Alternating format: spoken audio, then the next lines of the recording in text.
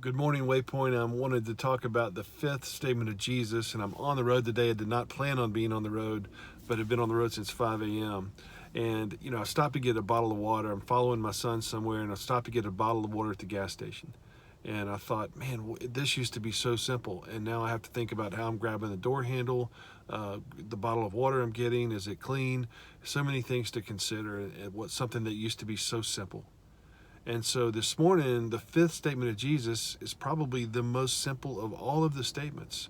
And John wraps it in a very interesting context. So in John 19:28 and 29, he says this: Later, knowing that everything had been completed, and so that the scripture would be fulfilled, Jesus said, I am thirsty. And so that's such an interesting way for the lead-in to say Jesus was thirsty, and for him to say, I am thirsty, the words of Jesus. But I think what John's doing is threefold.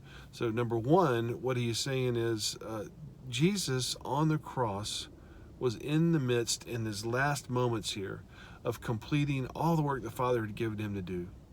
And the humility and obedience that marked Jesus' entire life on earth was coming to completion. So John can say, in that sense, later, after everything had been completed, because Jesus had completed everything that he had come to do on the cross. And the second thing that's going on, so that the scripture would be fulfilled, John's in part referencing prophetic literature and some poetic literature in the Old Testament, Psalm 22:15 and Psalm 69 to some extent. And so part of what's going on there is that Jesus' thirst is even foretold beforehand in Scripture.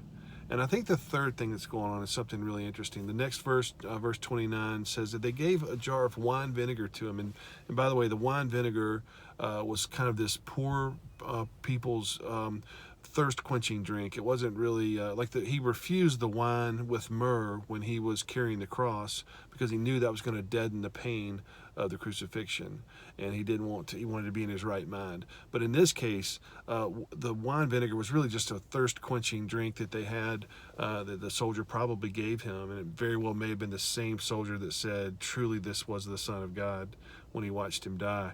But regardless, so this is just this wine vinegar that they offer him, soaked a sponge in it.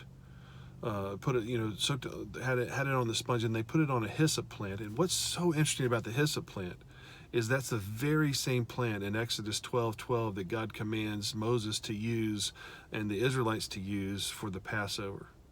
And don't lose the fact that part of what John's saying here in verse 28, so that the scripture would be fulfilled, is because Jesus is the Passover lamb, and he's the one that's being sacrificed on the cross so that we might have life, and that the angel of death might pass over us for all eternity.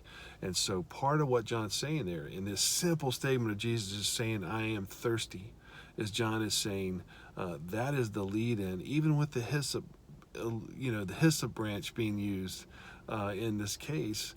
It's a beautiful part of Jesus fulfilling the scripture and truly being the final sacrifice and the Passover lamb for us. So hope that encourages you today.